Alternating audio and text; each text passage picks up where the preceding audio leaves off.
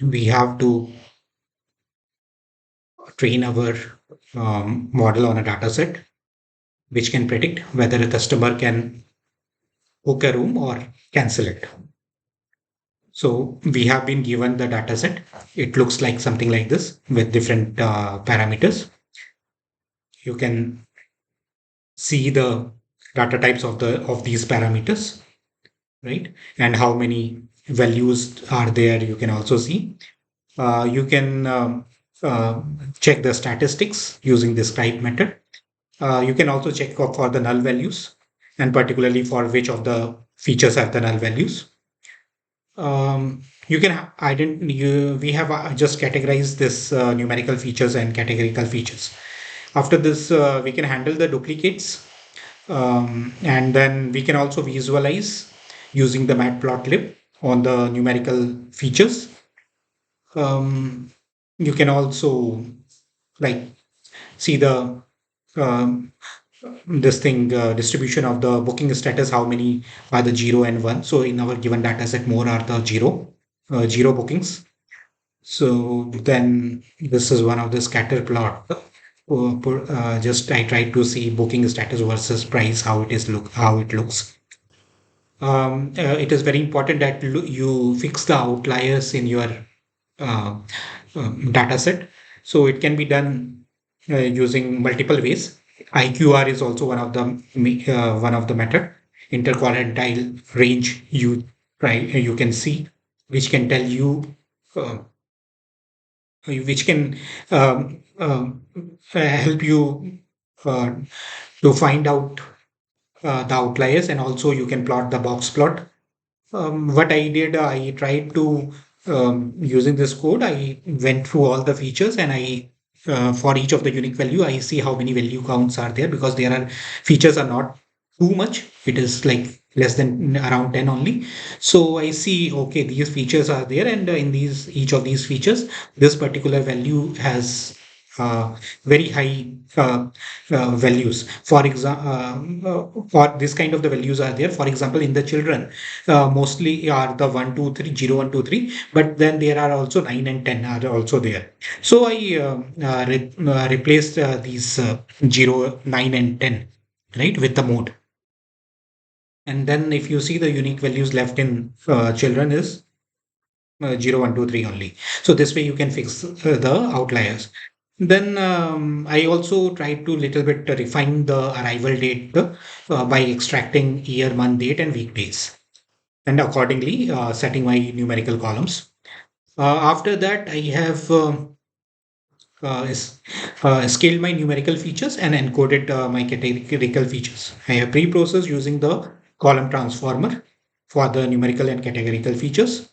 I split my data into train and test data sets, and then for the model building, necessary libraries are imported. All the models are imported. And for the hyper tuning also, we have imported the models. Um, and then all these seven models, we have to run our data sets over the seven models. So all the models are kept in a list, so that we can loop through each of these model, rather than individually processing each one by one. And Here, for three of the models, we have given the parameters also. Um, so, because we have to do hyper tuning on the three models at least. So now we have trained all the models depending upon if it has a parameter grid, like three of our models have the parameter grid. So um, the grid search CV will be applied on them, and if it is not, then they can directly fit in, and accordingly their based upon the prediction, their accuracy score will be printed. So you can see all the models with the accuracy scores. So we can see here that the model which is doing best is this one, 8866, right? So yeah, so random forest. with these parameters uh, is doing is better able to train on this matter or on this model. So once we have uh, trained our model, then what we are doing is um, uh, we have to create the submission test submission file. So but then we have to the submission file actually have to take the IDs from our test data set, right? So what we are doing is we have been given like train data set and test data set. So we are loading our test data set, and then I mean we are reading our test data set, and then some of the